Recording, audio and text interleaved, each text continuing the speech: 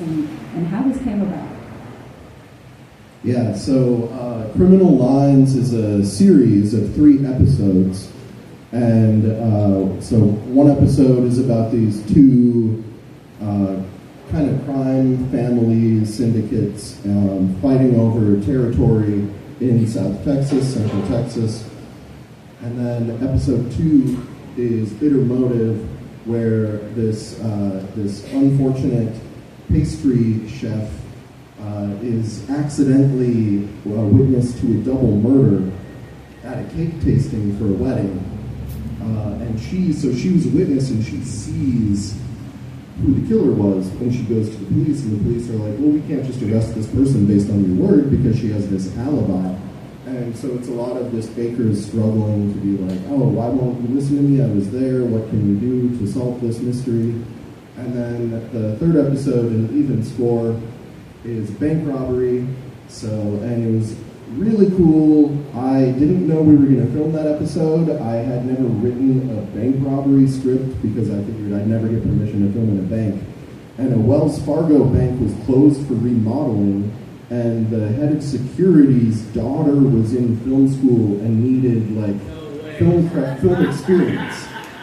So if I got the head of security's daughter on the crew as our script supervisor, we could film at the Wells Fargo bank while they were closed, and they took all the money out before the construction crew came in to do the remodel. So we had a 3-day window where there was no money or customer financial data, and the demolition for the construction crew hadn't started yet. So we had those 3 days, but we could go on both sides of the bulletproof glass, we could go in the vault, we could play with all the managers' desks and stuff. So we had full reign of this Wells Fargo bank. So me and another filmmaker, Richard Thompson, we got together with my assistant director, Dave, and we just watched a bunch of bank robbery scenes of movies, and we just made a wish list of all the cool stuff we wish we could film at a bank. And then we filmed the bank robbery, and then we filmed a couple dialogue scenes with a detective interviewing tellers or the branch manager the next day. And then we had that footage, and then we had to write the script around what we filmed, and then go film the rest of it, which was so complicated.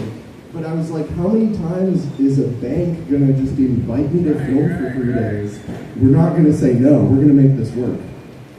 So we did those as 3 standalone short films that all came out to about 33 minutes each. And so they're shorter to be a movie.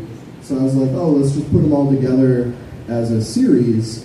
And then that way, another line of thinking for wanting to try a series is because as a filmmaker, there's other filmmakers here, I recognize some of you, it's hard to get people to watch your movie. And I asked some of my friends, why haven't you watched my movie? And they're like, oh, well, maybe it sucks.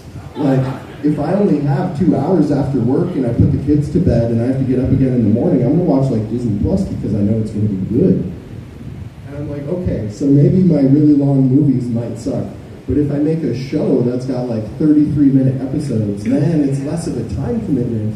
And maybe once they watch episode 1, they'll see that it's good, and then they'll watch episode 2, and then they'll watch episode 3, and then they'll go watch my movies. So I wanted to do a series as maybe this will get more people to watch.